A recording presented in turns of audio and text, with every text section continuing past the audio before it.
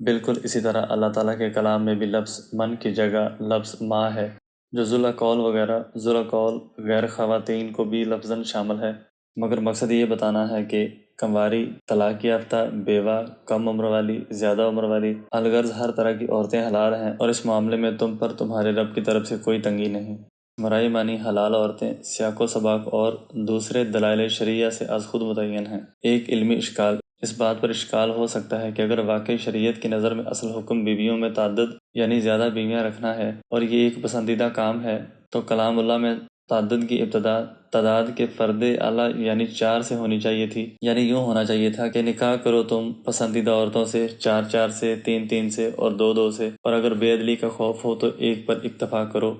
یعنی 4 سے ابتدا ہو کر 1 پر انتہا ہوتی، تاکہ یہ واضح ہو جاتا کہ اصل ترغیب تو 4 کی ہے، اس پر عمل نہ ہو سکے تو 3 ورنہ 2 یا پھر 1 بیوی رکھی جائے، اور اگر 1 بھی نہ کر سکتا ہو تو باندیوں پر گزارا کرے۔ اس کا جواب یہ ہے کہ اصل ترغیبی حکم بشرط کی گزشتہ تفصیل کے مطابق ان کے حقوق میں ادائیگی کا اہل بھی ہو اور ان میں عدل کا پہلے سے مضبوط ارادہ اور پختہ عزم بھی ہو، تو یہی ہے کہ بیویاں زیادہ رکھی جائیں اور 4 کی کوشش کی جائے۔ البتہ بیویوں میں تعدد کی ابتدا عادتاً 2 سے ہوتی ہے، یعنی اگر کوئی شخص 4 کا ارادہ کرے تو اس تعدد کی ابتدا بھی تو بہرحال 2 بیویوں سے ہی ہوگی، پہلے دوسری کرے گا، پھر تیسری اور پھر چوتھی، یعنی عادتاً وہ عمومی طور پر نہ تو ایسا اتفاق ہوتا ہے، نہ ہی ہر شخص کے لیے یہ بات میسر ہوتی ہے کہ بیک وقت 4 عورتیں اس سے نکاح کے لیے راضی بھی ہو جائیں اور پھر ایک ہی عقد میں ان 4 عورتوں سے نکاح بھی ہو جائے، کیونکہ شرعاً یہ بھی جائز ہے اور بعض صحابہ سے عملاً ثابت بھی ہے۔ لہذا لوگوں کی اس عادت اور رعایت کی خاطر 2 سے ابتدا فرمائی کہ پہلے دوسری کرو، پھر تیسری اور پھر چوتھی کرو۔ البتہ دوسری شادی سے پہلے بھی اولاً پہلی شادی کرنا پڑے گی، مگر لوگوں کی اس عادت کی رعایت نہیں فرمائی تاکہ واضح ہو جائے کہ تعدد کا حکم مطلق ہے اور ایک بھی پر اکتفا مشروط بشرط خوف عدم و عدل ہے، چنانچہ یہاں عادت کی رعایت میں یہ حکمت فوت ہو جاتی۔ 4 سے زائد کی اجازت کیوں نہیں؟ اور یہ واضح رہے کہ اسلام سے قبل خود اللہ تعالیٰ کی طرف سے 4 سے بھی زیادہ بیویاں رکھنے کی اجازت تھی۔ حضرت سلیمان علیہ السلام کی 100 بیویوں کا ذکر تو صحیح بخاری میں موجود ہے۔ بیویاں کثرت سے رکھنا اگر بذات خود کوئی ناپسندیدہ شے ہوتی تو اسلام سے قبل غیر محدود بیویاں رکھنے کی خصوصاً پیغمبروں کو ہرگز اجازت نہ ہوتی۔ اسلام میں اللہ تعالیٰ نے 4 سے زائد پر بعض حکمتوں کے باعث پابندی لگا دی، جن میں سے ایک حکمت سرسری غور سے یہ معلوم ہوتی ہے کہ اگر 4 سے بھی زائد کی اجازت دے دی جاتی تو ممکن ہے کہ بعض بہت مالدار جب 100 بیویاں رکھتے تو عورتوں کی اتنی کمی ہو جاتی کہ بعض کے لیے ایک کا حصول بھی ناممکن ہو جاتا۔ نیز ممکن ہے کہ 4 کا عدد علم الہی میں ایک ایسا عدد ہو کہ اتنی تعداد میں بیویوں کے درمیان ایک متوسط اور متعدل مزاج والے شخص کے لیے عدل کرنا بسہولت ممکن ہو۔ اس سے زائد بیویوں کی اجازت کی صورت میں کچھ عدل کر سکتے اور کچھ نہ کر سکتے، تو ظلم کا بالکلیہ دروازہ بند کرنے کے لیے 4 سے زائد کی پابندی لگا دی۔ ایک بیوی پر قناعت والے شخص کو تسلی کی ضرورت ہے۔ ترجمہ از بیان القرآن۔ بس اگر تم کو غالب احتمال اس کا ہو کہ کئی بیویاں کر کے عدل نہ رکھو گے بلکہ کسی بھی بیوی کے حقوق واجبہ ضائع ہوں گے تو پھر ایک بیوی پر بس کرو، یا اگر دیکھو کہ ایک کے حقوق بھی ادا نہ ہوں گے تو جو لونڈی تمہارے ملک میں ہو وہی صحیح۔ اس امر مذکورہ میں یعنی ایک بیوی کے رکھنے یا صرف لونڈی پر بس کرنے میں زیادتی و بے انصافی نہ ہونے کی توقع قریب تر ہے، کیونکہ ایک صورت میں تو تعدد نہیں جس میں برابری کرنا پڑے، دوسری صورت میں بیوی کے حقوق سے بھی کم حقوق ہیں، مثلا مہر نہیں، صحبت کا حق نہیں تو اندیشہ اور کم ہے۔ بیان القرآن۔ اللہ تعالیٰ ان آیات میں ان مردوں کو جن میں عدل کرنے کی طاقت نہ ہونے کے باعث انہیں ایک بیوی یا صرف بانیوں پر اکتفا کا حکم دیا جا رہا ہے، گویا یوں تسلی دے رہے ہیں، دیکھو تم میں کچھ بیچارے ایسے بھی ہوں گے جو 4 بیویوں میں عدل نہ کر سکیں گے، لہذا ایسے کم حوصلے والے لوگ 3 بیویوں پر اکتفا کریں، اور ان کچھ میں سے بھی پھر مزید کچھ ایسے بھی ہوں گے جو 3 میں عدل اور برابری نہ رکھ سکیں گے، لہذا ایسے حضرات 2 بیویوں پر اکتفا کریں، اور جو بیچارے 2 میں بھی عدل نہ کر سکتے ہوں تو ایسے لوگوں سے فرمایا کہ تم چونکہ 2 بیویوں میں بھی عدل نہیں کر سکتے کہ جن کی اجازت تو ہم نے غلام کو بھی دے رکھی ہے جو کہ ہماتن آقا کی خدمت میں مشغول رہتا ہے،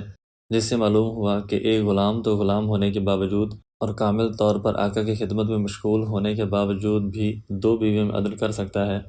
تو تم آزاد اور خود مختار ہونے کے باوجود 2 بیویوں میں بھی عدل نہیں کر سکتے، لہٰذا ایسے کمزور اور مستثنیٰ حضرات صرف ایک بیوی پر اکتفا کریں، مگر ہمیں معلوم ہے کہ ہم نے مرد ہونے کے باعث تم میں تمام قوتیں عورت سے زیادہ رکھی ہیں، مثلا تمہارے بازوں میں بوجھ اٹھانے کی قوت عورتوں سے زیادہ ہے، تمہاری ٹانگوں میں چلنے اور دوڑنے کی طاقت عورتوں سے زیادہ ہے، تمہارے دل و دماغ میں سوچنے اور مصائب کو برداشت کرنے کی طاقت عورتوں سے زیادہ ہے۔ الغرض مجموعی لحاظ سے تم تمام جسمانی قوتوں میں عورتوں سے برتر ہو، جس کے باعث عورت کو تعبیر ہی صنف نازک سے کیا جاتا ہے۔ اس کا تقاضا ہے کہ تم میں وہ جنسی اور شہوانی قوت و طاقت بھی عورت سے زیادہ ہو جو قوت تمہیں عورت سے ممتاز کرتی ہے۔ اب چونکہ عورت کے لیے ایک مرد ہر لحاظ سے کافی و شافی ہے، جس کی بنا پر اسے ایک وقت میں ایک ہی شادی کی اجازت ہے، لہذا تمہیں بھی ایک عورت پر قناعت اور گزارا کرنے کا حکم دینا جنسی قوت کے اعتبار سے تمہیں عورت کے مساوی قرار دینے کے مترادف ہوگا، اور اس میں تمہاری ایسی اہانت اور تذلیل ہے کہ جس سے تمہارے جذبات کو ٹھیس پہنچے گی، کیونکہ اس کا صاف صاف مطلب یہ ہوگا کہ جنسی قوت کے معاملے میں تم میں اور تمہاری بیوی میں کوئی فرق نہیں۔ دوسری طرف ہم نے حرام ذرائع اور شہوت پوری کرنے کے طریقوں کو کبیرہ گناہ کی فہرست میں داخل کر کے اس پر جہنم کی وعید بھی سنا ڈالی، لہٰذا ہماری رحمت سے بہت بعید ہوگا کہ اس ایک بیوی پر اکتفا والے کام کا حکم دے کر تمہیں اس حکم کی تکمیل پر آمادہ کرنے کے لیے کوئی تسلی کا جملہ بھی نہ کہیں، اور نہ ہی شہوانی تقاضوں کو پورا کرنے کے لیے دوسرا حلال و متبادل راستہ بتائیں۔ چنانچہ تسلی کا جملہ تو یہ ہے کہ یعنی ایک بیوی پر اتفاق کی صورت میں تم چھوٹے ضرر یعنی مرغوب ترین شے عورت کے معاملے میں کفایت شعاری والے ضرر کو اختیار کر کے ایک بڑی ضرر یعنی بے عدلی کر کے کسی بیوی کے حقوق واجبہ میں کوتاہی کے ظلم والے ضرر سے بچو گے، کیونکہ ایک بیوی پر اکتفا کرنے میں یا ایک بیوی نہ رکھنے میں اور صرف باندی پر اکتفا کرنے میں ظلم نہ ہونے کی توقع زیادہ ہے، لہٰذا کمزور و کم حوصلے والے حضرات وہی راستہ اختیار کریں جس میں بیوی کے حقوق واجبہ آسانی سے ادا ہو سکتے ہوں۔ اور جب یہ خیال آئے کہ مجھے شریعت نے اس معاملے میں میری بیوی جیسا کیوں قرار دیا،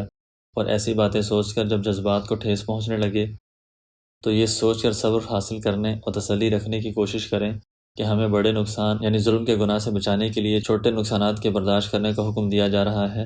لہٰذا پریشان نہ ہونا چاہیے کہ اس حکم میں اپنا ہی فائدہ ہے۔ چنانچہ یہ باعث سوچتے رہنے سے تمہارے لیے ساری عمر ایک ہی بیوی پر اکتفا کیے رکھنے والے مشکل اور شاق حکم پر عمل آسان ہو جائے گا، اور رہا قوت شہوانیہ سے پیدا ہونے والے جذبات کی تسکین کا حلال اور متبادل راستہ تو وہ یعنی باندیوں کا راستہ ہے۔ چنانچہ باندیاں رکھو کہ ان میں نہ تو عدل ضروری ہے اور نہ ہی ان کے وہ حقوق ہوں گے جو ایک آزاد عورت کے ہوتے ہیں، اور بیویاں تو 4 سے زائد رکھنے پر پابندی ہے، باندیاں 4 تو کیا 1000 بھی رکھ سکتے ہو۔ یہ تو قرآن کی باتیں تھیں جو بندہ نے ذکر کی، مگر اس کے برعکس دوسری طرف ہمارا ظالم معاشرہ ہے جو نہ تو زائد بیویاں رکھنے دیتا ہے اور نہ ہی ایک بیوی کافی نہ ہونے کی صورت میں کوئی دوسرا حلال متبادل راستہ بتاتا ہے، اور تسلیوں کی ضرورت بھی اسے پڑتی ہے جو 2 شادیاں کر بیٹھے اور پھر ساری عمر ایسے شخص کو اور جیسی تسلیوں کی ضرورت پڑتی رہتی ہے۔ مگر عجیب بات یہ ہے کہ ایسے شخص کو تسلیوں کی ضرورت تو پڑتی ہے مگر تسلیاں دیتا کوئی نہیں، بلکہ الٹا ملامت کرتے ہوئے کہا جاتا ہے کہ منع نہیں کیا تھا۔ تفصیل بالا سے معلوم ہو گیا کہ ایک عام اور نارمل مسلمان کے لیے اصل ترغیبی اور مستحب حکم تو یہی ہے کہ وہ 4 بیویاں رکھنے کی کوشش کرے۔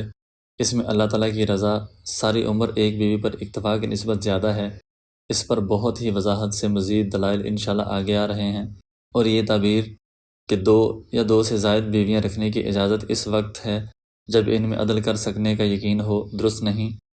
آیت کے ظاہری الفاظ اگر تمہیں خوف ہو، اور خوف ایک جدی شے ہے، اور حکیم الامت رحمۃ اللہ تعالیٰ کے ترجمے میں اس کی تشریح کے لیے غالب احتمال کے الفاظ واضح طور پر معلوم ہو رہا ہے کہ 1 سے زائد بیویاں رکھنے کی پابندی صرف اس شخص کو ہے جس شخص کو اپنے حالات میں غور و فکر و تدبر کے بعد غالب گمان ہو، محض وسوسے نہ ہوں کہ میں عدل واقع نہ کر سکوں گا، یا سرے سے خدا نخواستہ عدل کرنے کا پختہ اور مضبوط عزم و ارادہ ہی نہ ہو، تو ایسے شخص کے لیے زیادہ بیویاں رکھنے کی نعمت سے مستفید ہونے پر پابندی ہے۔